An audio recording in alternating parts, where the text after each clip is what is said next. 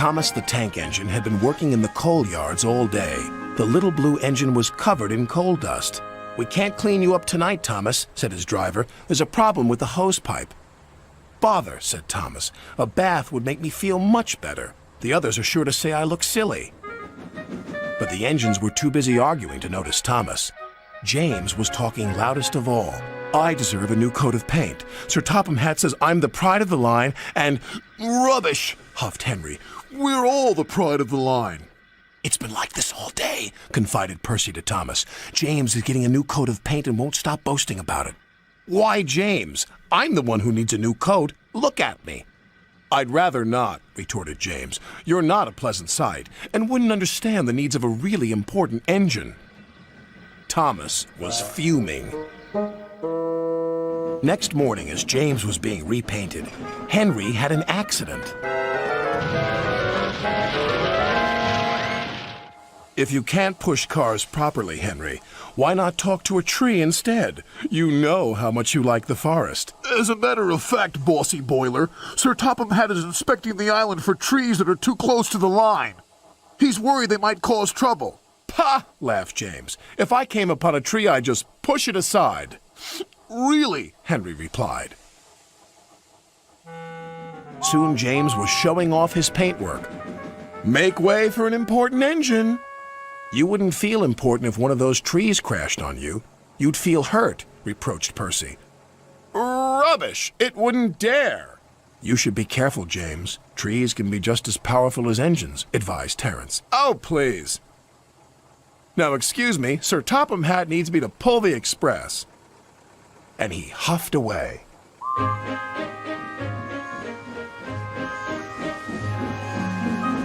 But James was wrong.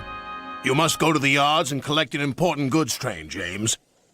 It's heavy, so be careful," said Sir Topham Hatt. "But, sir, I've just been repainted. Can't Thomas or Percy do it? They're dirty and like working with freight cars." "Really useful engines don't argue." So James didn't. By the time he arrived at the yards, the weather had changed for the worse. "Your color's nice, James. Pity about your face, though," said a freight car. James ignored them and set off.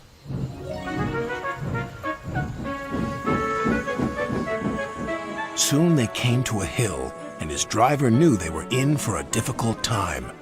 An old tree close to the track was being blown by the strong winds, and the rain had weakened the slope. All of a sudden, the tree moved.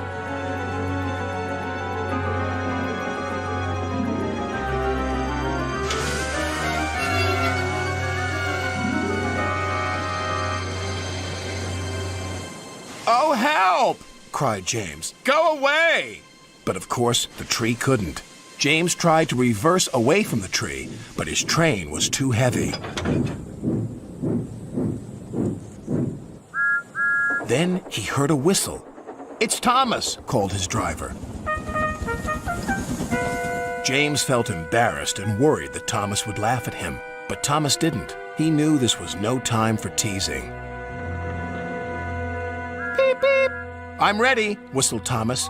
"So am I," replied James. "As ready as I'll ever be." They were just in time.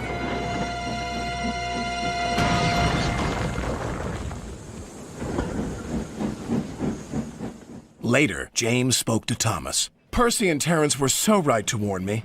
Thank you for rescuing me, Thomas." "Oh, that's all right. We engines must pull together, whatever the weather." Just then, Edward bustled in. "Sir Topham Hatt thinks you're both brave engines. Thomas, you're going to have a new coat of paint. And James, Sir Topham Hatt says that tomorrow you'll pull the special express." Everyone was very happy.